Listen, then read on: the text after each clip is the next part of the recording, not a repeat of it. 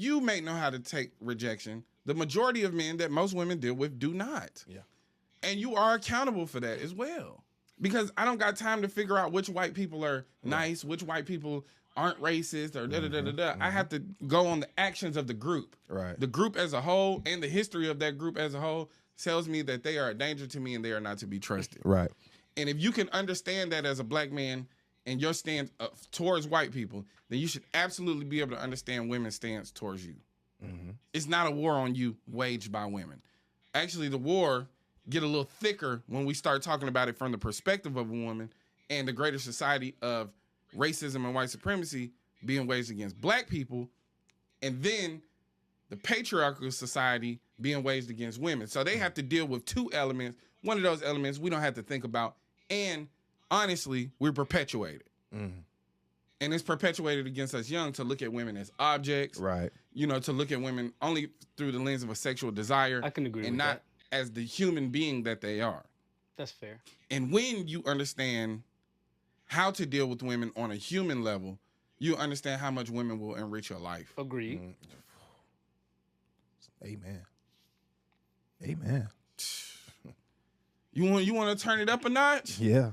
Get you a good woman get you a good black woman in your corner. Amen. Hey man, you want to see your life turn up? Hey.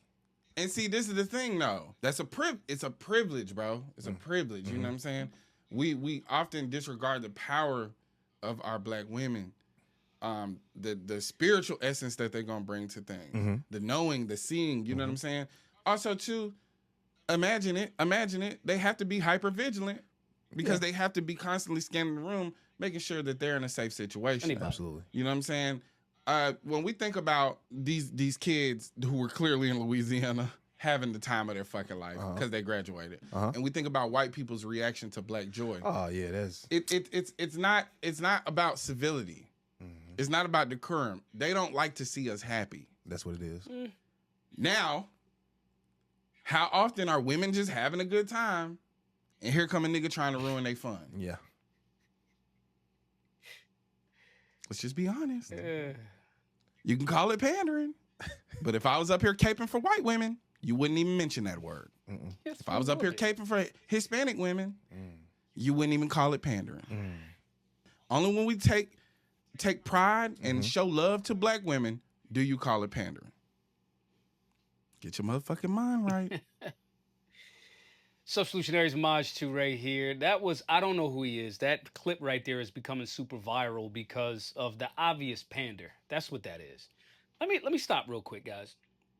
When people are trying to get up and coming in any podcast space, the new thing is not to just play for the long haul and have long format conversations. And again, everybody can express whatever they feel.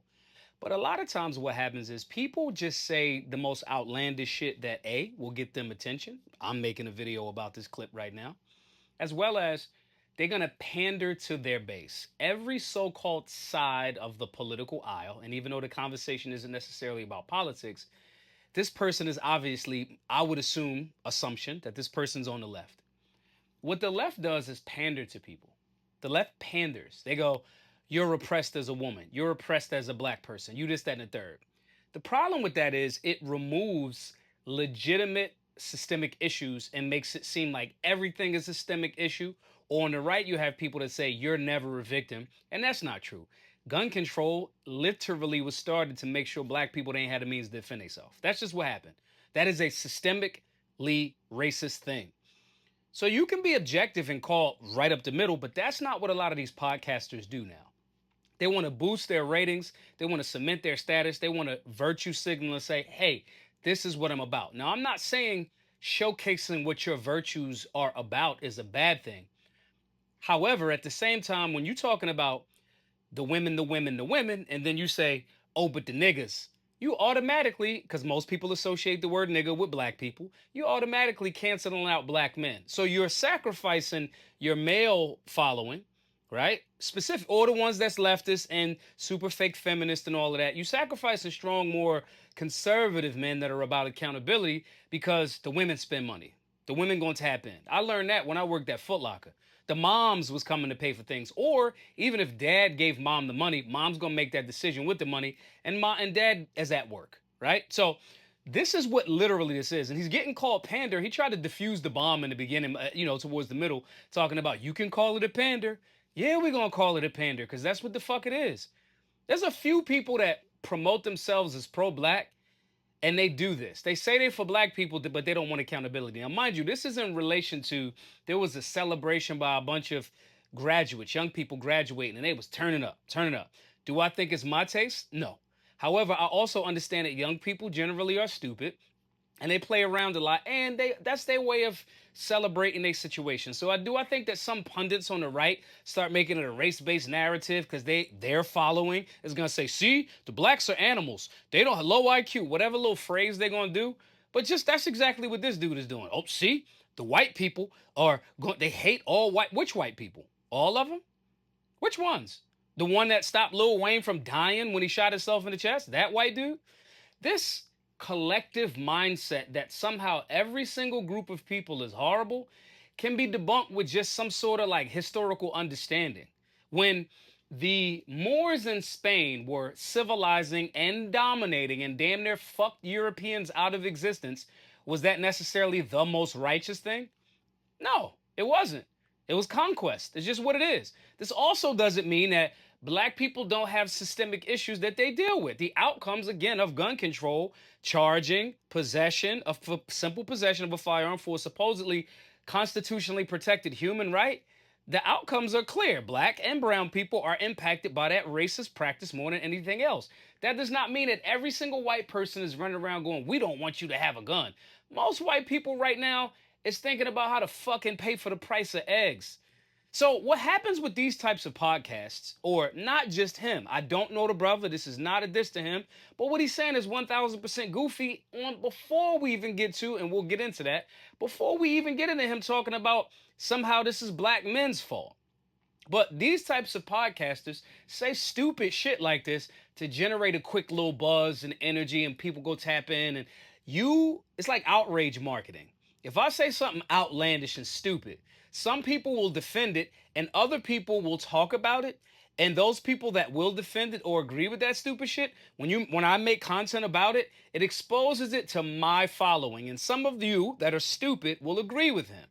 And then you'll go follow him. It's outrage marketing. And it works, right?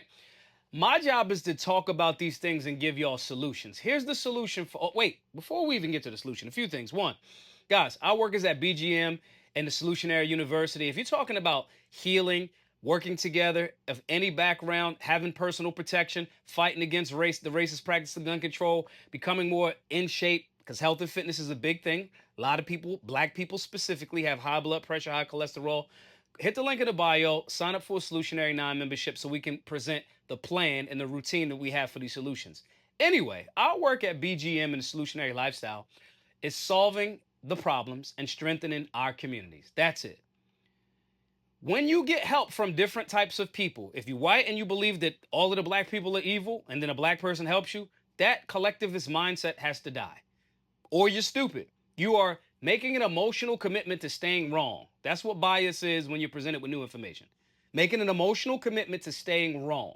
If you happen to be black and some white person happens to help you, like tons of white people have helped us with our work, that collectivist mindset has to go away. When we're listening to people that pander this way and then somehow turn it into, this is why most women should be afraid of black men. Ironically, even though you're saying you're trying to push towards a unity and defend the women, you're actually creating more of a wedge because people that have not been well-traveled, have not had world experiences or even American experiences outside of their little cul-de-sac or wherever the fuck their little circle of, movement is, those people actually somehow start to believe this stupid shit. And then it breaks the unit up. It breaks the women start to believe that black men are absolutely the most dangerous thing to me in the world. Then you get a collectivist mindset that convinces black people that every single white person is a devil and they trying to get you. And it's stupid. But taking it back to the men component, he said most women have to be concerned about most of the men because most men that they come across don't know how to take rejection. That's simply not true. It's a lie. It's a lie based on the fact that he has not polled and asked most women and had proof of their lived experience. So when we start talking these generalities based on your narrow experience, just because you were behind a fucking microphone and got a podcast, right? And you got somebody on the side that's going to agree with you, that's your yes man. That shit don't make you right. It just means you got a fucking microphone, some mood lighting, and some fucking anime behind you. That's it. That's all it means. Do not listen to these people wholeheartedly without doing your own independent evaluations. When 2020 happened and the media said, oh, the hospitals are overrun, they're dying, the Biden administration said you're going to have a long winter of death. And if you drove to a hospital, you started to go, it ain't a hole. It's quiet in this motherfucker. Then not long after that, the doctor started making fucking TikTok videos. I thought y'all was handling all of this death. You have to go outside and actually evaluate what is actually your lived experience, even in that little zone of circle of where you go every day. Okay? No. Most people in general, black, white, everything in between, are not fucking thinking about ways to oppress you. The state, the government, people in positions that have financial, social, and cultural benefits from doing that, I'm talking about on a big level, right? Those are the people that you should be targeting and thinking about, not the people that's in the same in group that you say, we got to work together. These are contradictory statements that these dudes say and talk about because of the fact that they want clicks, likes, and attention. Like the attention that I'm giving this podcast right now. If y'all know who he is, that's cool. If y'all want to watch the show, that's cool. My job is to give you other solutions. Stop thinking like a fucking collectivist. Stop thinking like a fucking collectivist. Individual scenarios by scenarios. That's it. If you think that all Muslim people are radical terrorists, right? If you think that, you're a fucking retard. If you think that all Jewish people are evil Illuminati people that's out to get you, you're a fucking retard. If you think that all black people are one particular way, you're a fucking retard. Evaluate scenarios on a case-by-case situation and don't let your tongue get slid into this collectivist asshole. Because that's what happens. You make yourself look like a goddamn fool. Lastly, he said that the women need to be hyper vigilant and pay attention to see who's a threat in their scenario. That is every human. Humans have been the major threat to not only humans, but the earth in general. When you take our Understanding Imminent Threat course, click the link below, sign up for the Solutionary 9 membership, lifetime. We go through that. You should always be evaluating who the fuck is around in your space and that could potentially be a threat. That's called being a well-thinking, prepared adult. That is not the monopoly of any sex or any race, any gender, because some of y'all are going to say sex and gender is different. Okay, cool. I'll acquiesce you. That is the same. Stop falling for this stupid shit. It does not help you in any way, shape, or form. But I don't know. Maj, you just too hard on the people on the left. Maj, you just don't like him because he got a double chin and he ain't in shape. Say whatever you want to say in the comment section. You get something right, I'm objective. I'll agree. You get something wrong, the Solutionary is going to chop you up in that same comment section. Again, hit the link, learn, get better experiences, especially as it relates to personal protection, because you'll evaluate the world through a way better lens, and then reevaluate if what the brother here is saying is true to you or not. And if you do think it's true, tell me why in the comment section below. My name is Maj Toure, the founder of Solutionary University. Hope to see you in the class soon. Be safe, be solutionary.